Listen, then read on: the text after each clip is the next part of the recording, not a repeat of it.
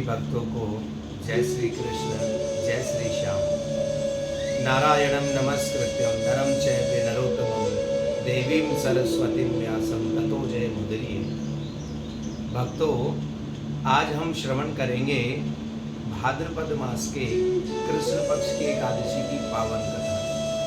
आप ध्यान से श्रवण करें। इस एकादशी का नाम अजा एकादशी है।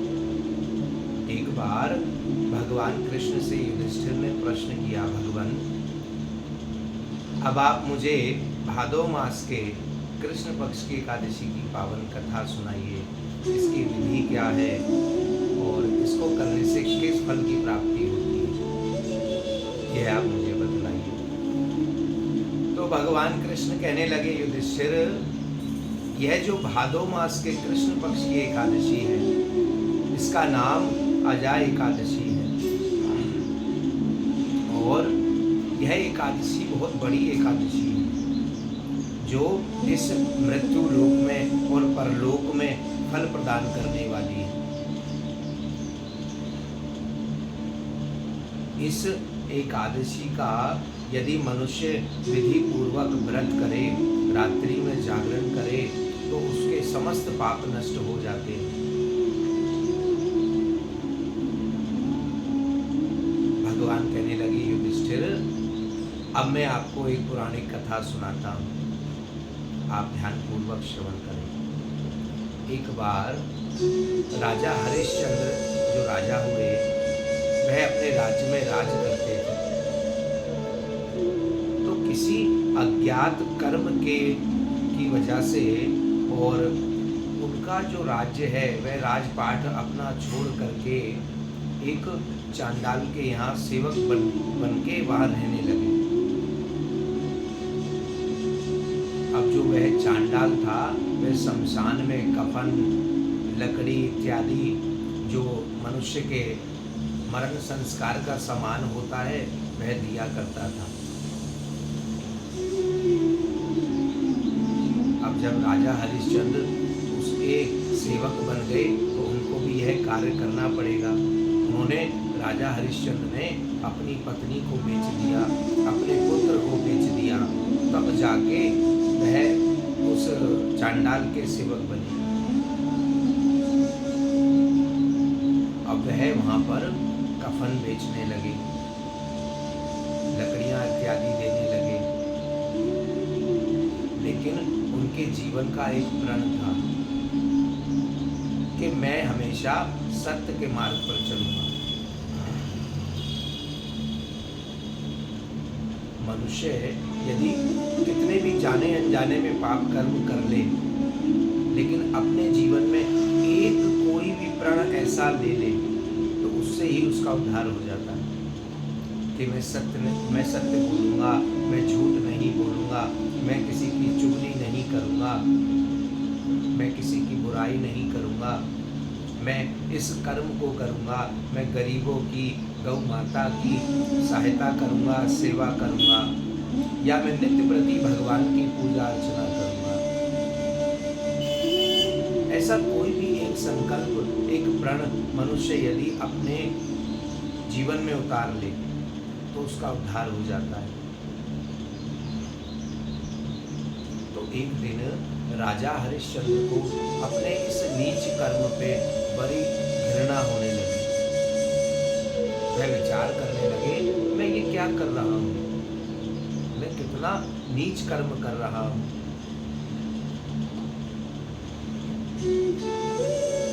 उन्हें अंदर से बहुत गिलानी महसूस होने लगी कि मैं ये क्या कर रहा हूँ, इससे बचने का कोई उपाय तो होगा। मैंने अपनी स्त्री को बेच दिया, मैंने अपने पुत्र को बेच दिया, और यहाँ आकर के मैं चांडाल के सेवक बन करके यह कफन, लकड़ी इत्यादि सामान बेच रहा हूँ, ले रहा हूँ, दे रहा हूँ। इससे मेरा उद्धार नहीं होगा। तो वह दिन प्रतिदिन यही सोच सोच में राजा हरिश्चंद्र परेशान रहने लगे। तो एक दिन राजा हरिश्चंद्र के समीप गौतम ऋषि आए।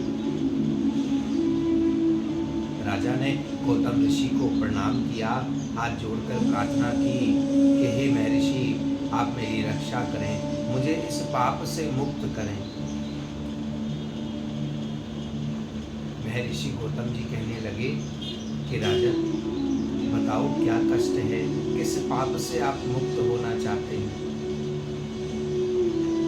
तो राजा हरिश्चंद्र ने बताया कि मैं पहले राज करता था, मेरी जो पत्नी है, मेरा पुत्र है, पता नहीं क्या हुआ, मेरे किस कर्म का फल मुझे मिला, मैंने उनको बेच दिया और मैं यहाँ आकर के इस चांडाल का सेवक बन गया और मैं यहाँ पर कफन, लकड़ी इत्यादि यहाँ पर मैं बेचने लगा।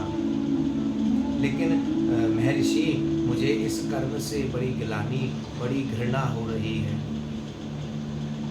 कृपा करके आप मुझे इस पाप कर्म से मुक्ति दिलाइए।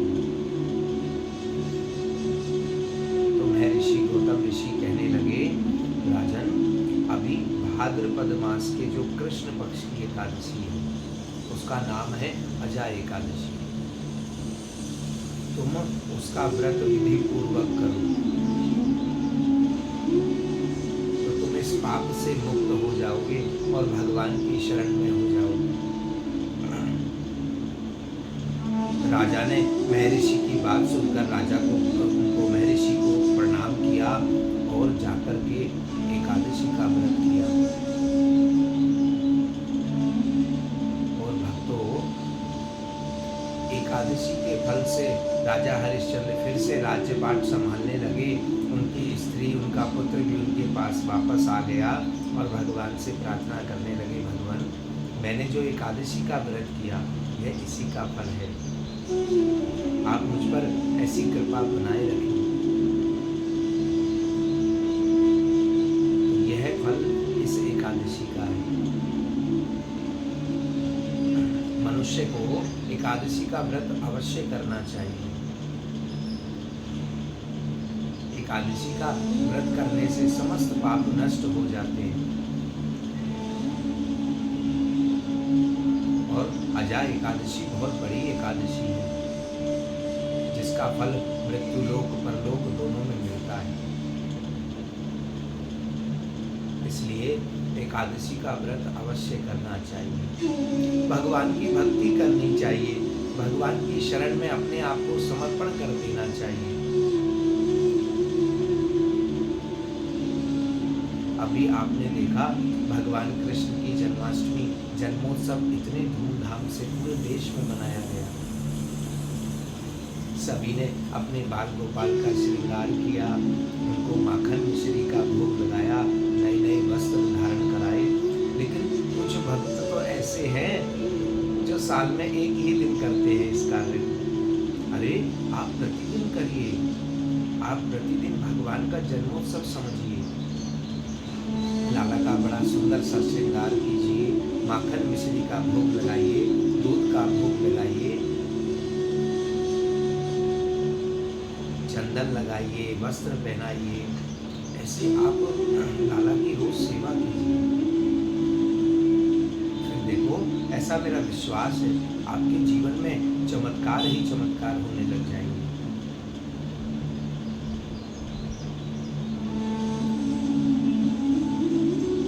फल इस एकादशी का है।